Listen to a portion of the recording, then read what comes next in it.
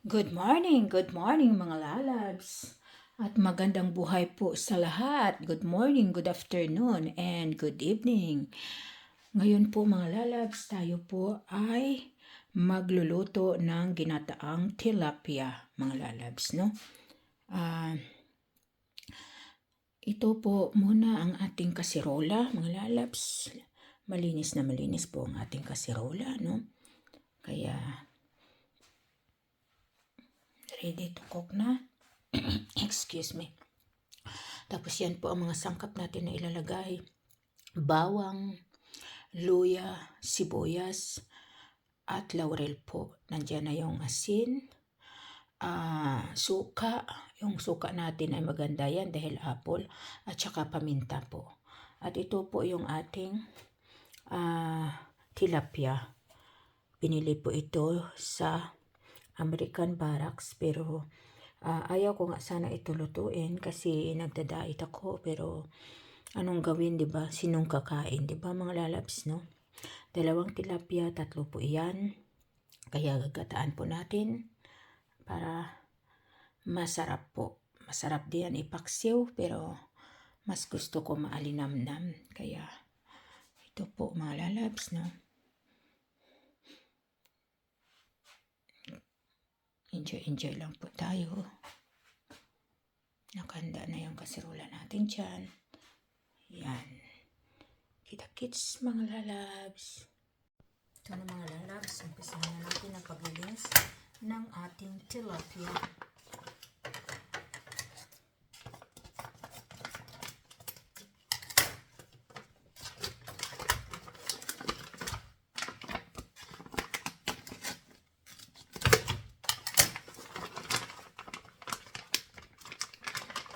Ang lalaki po mga lalabs. Na-defrost na po ito kasi kagabi kinuha ko po ito sa sa freezer. Ang lalaki, malinis na ito mga lalabs. Pero parang ang hasang yata. Ang hasang at saka mga palikpik hindi nila kinukuha sadya para pero wala nakaliskis para dagdag pa siya sa So, tingnan mo, kahit pulang-pula pa, fresh na fresh. Ang ganda ang quality doon sa American Barracks. At isa siguro, hindi talaga ito sinasadya tanggal para hindi mabulok. Ito po. Pulang-pula pa, makita na fresh na fresh. Kunin natin yung hasang. Tapos, yung mga palikpik, gupitin natin po mga lalabs na. Ayan. So, wala na po mga bitoka, malinis na po. At yung kaliskis wala na rin ho. Ayan o. Kaya masarap. Sa sunod, magkano kaya ang isa nito? $7? 7 euro. 7 euro yata ito dito. Diyos ko na tayo. Binta ng kaibigan ko sa akin. So, pupunta sila doon. Pero pag hindi man siya makapunta, magpapabili siya doon sa kaibigan ng huli. Na pumapunta doon. Hugasan natin ang plastic bag itapon para hindi po mahamon ng lalabs na. Tapos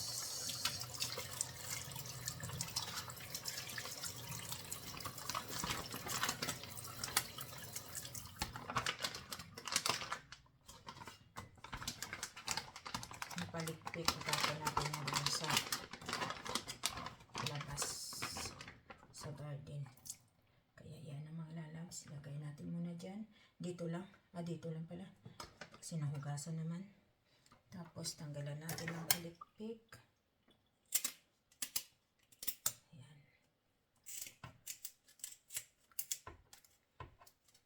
Ayan.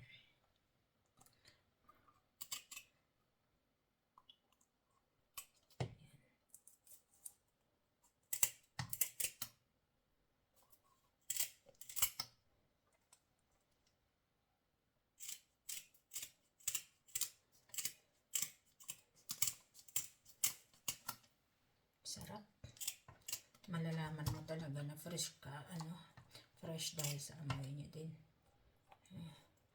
Hindi dilasa.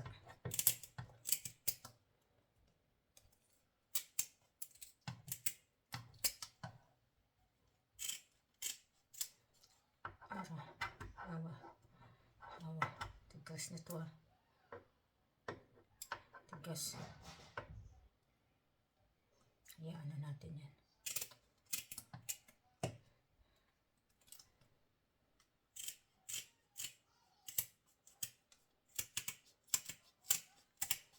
So, ito pa. Yan. Kahit dito lang yan nakalagay ang mga palikpik at saka hasang. May naman dito kung saho. Maganda nga yan, malinisan. Yung mga katas-katas is matanggal. Kaya mamaya ito linis ng mabuti. Linisin ng mabuti para matanggal yung mga dugo-dugo dyan. Dugo-dugo dyan. Enjoy lang po tayo mga lalabs sa ating buhay. Dahil pag ang tumigil ay talo, duwag at saka taob ang kaldero. Kaya enjoy lang tayo mga lalabs sa ating buhay.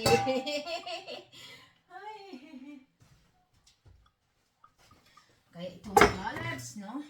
Kasi pag tinutok ko sa akin ang video mga lalabs is hindi nyo po makita ang isda na ginagawa ko. Tapos, hiwain po natin. Nandito lang ako mga lalabs. Yan na. Tapos hiwain po natin, siguro, tatlong hiwa, no? Okay na, tatlo. Pwede siya magawa 4 kasi malaki. Pero, tatlo lang ay sapat na po. Ay, Diyos ko na doon na natumbok talaga dito. Natumbok talaga dito sa matigas. Oh. Pati na lang natin kasi. Okay. Isa pa.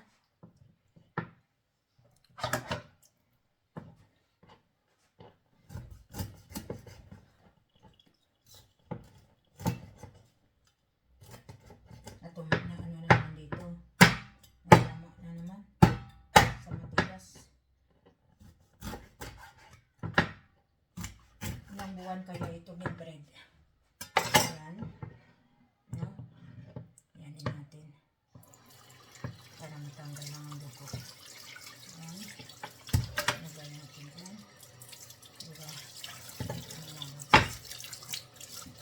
Hindi na natin pala ito kailangan sa paghuhugas. Kasi ito.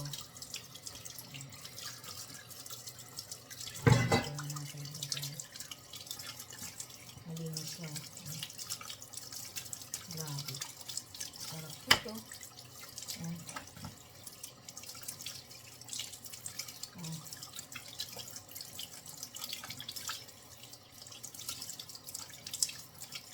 Ganda ng pagkahiwa ko.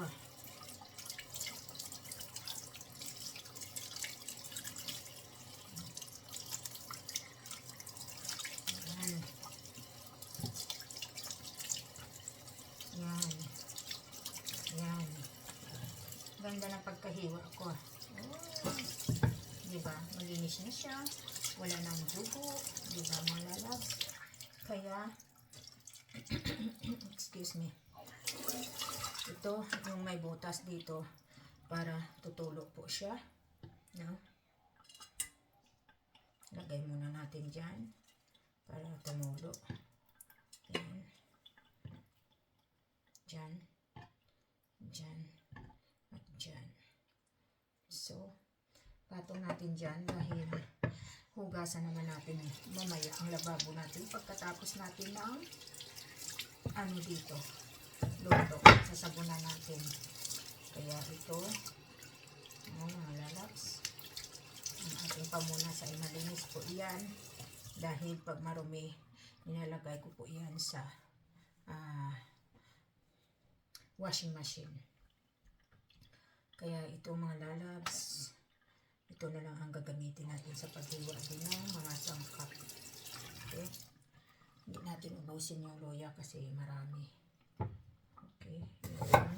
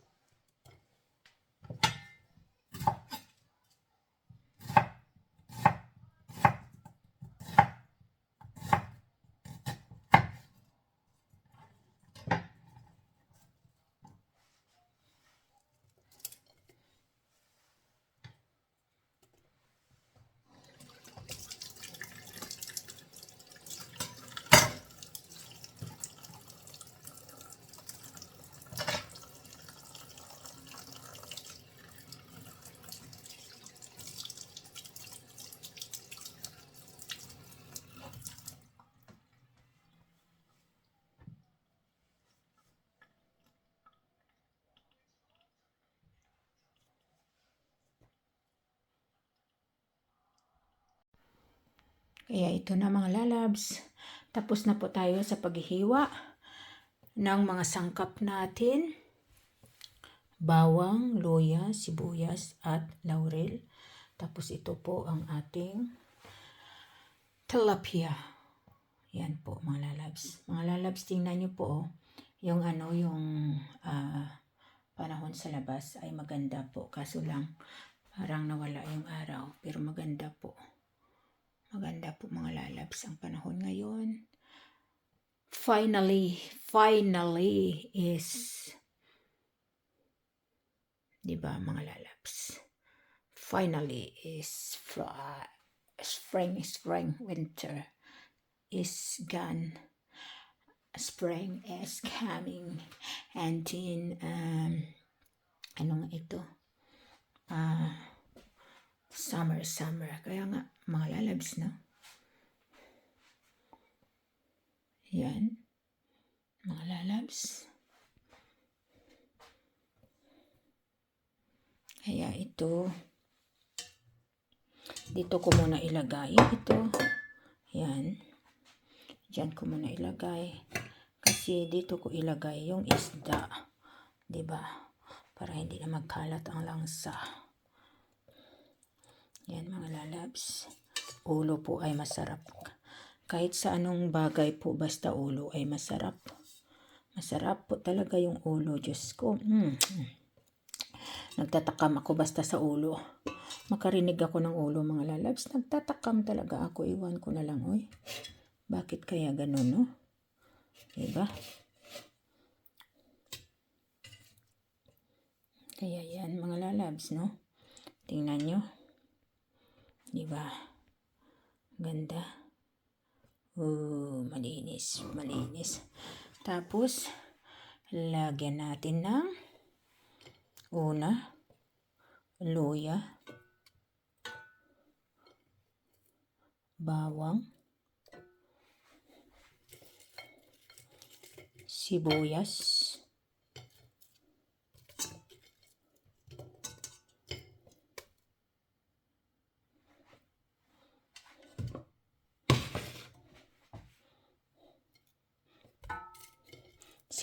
bombay, onion, no?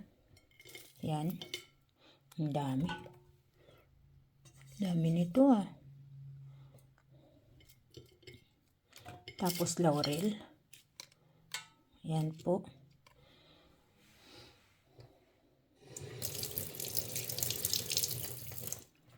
No, mga lalabs.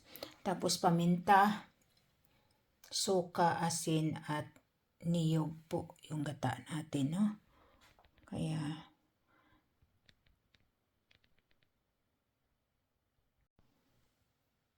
yan. Paminta. Buo po dito sa loob yan. Kasama na yung pang ano, ikot-ikot mo ng powder. Yung pang ano, jengkiling. Damihan natin para masarap yan. Tapos, suka.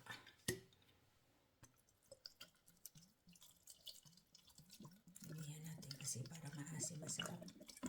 Yan. Tapos, ilagay natin ang gata. Mga lalabs. Yan.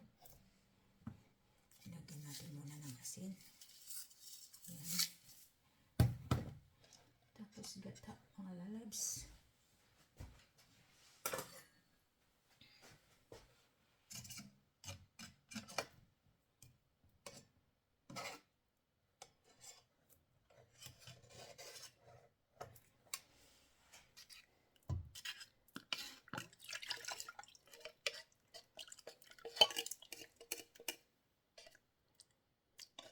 Masarap pala nito. Daming ano. Daming ano ito. Daming gata niya sa loob.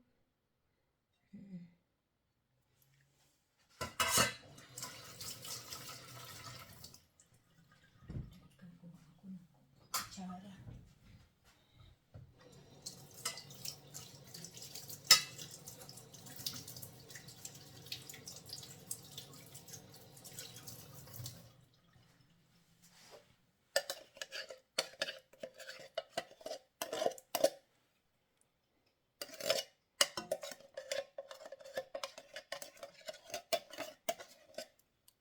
Uy, grabe. Ang sarap. Lagyan natin ng tubig.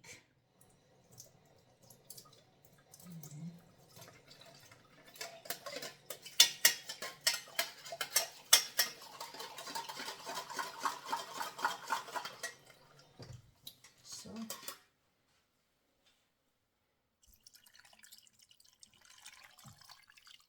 yan po. Sama-sama na po lahat dyan.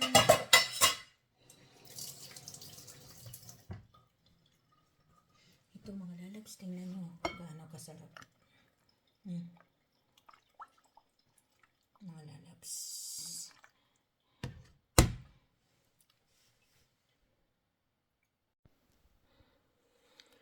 Ito po, mga lalabs. Ang ating tilapia. Nandiyan na po lahat ang gata. Yan. Tingnan nyo kung gaano kasarap yan. Diba, mga lalabs? Hindi ka na makauwi sa Pinas yan. Para tilapia lang ang kainin mo doon. Dito, feel at home, oh. Tingnan nyo mga lalabs. Kaya, lagay na natin dito sa ating lulutuan. Yan. Tapos, buksan natin ang apoy. Takpan natin mga lalabs.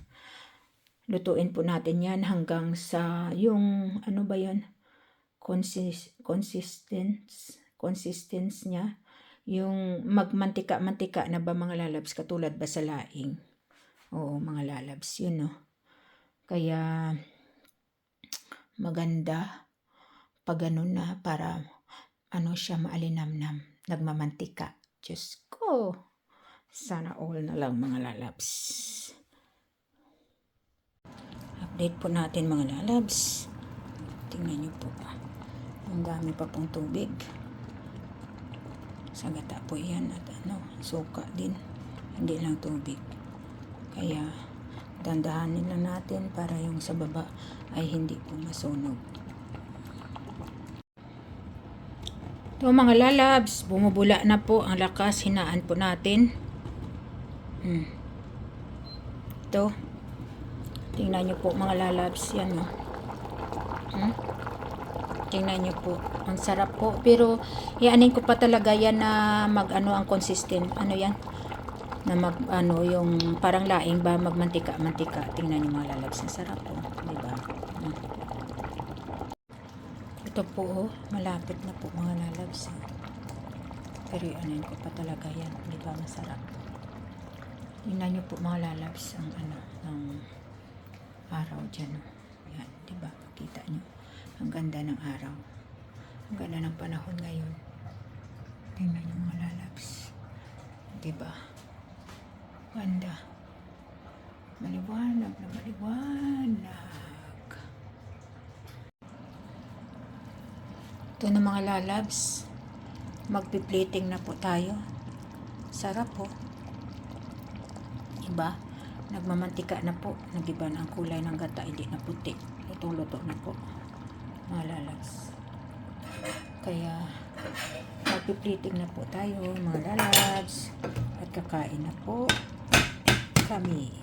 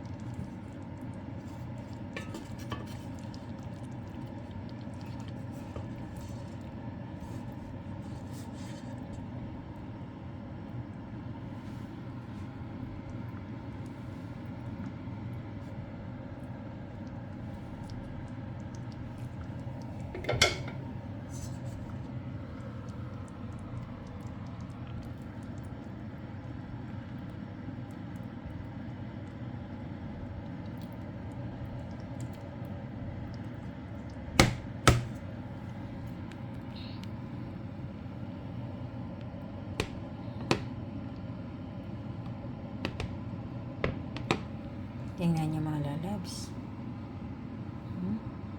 Diba ang ganda ng kata? Oh.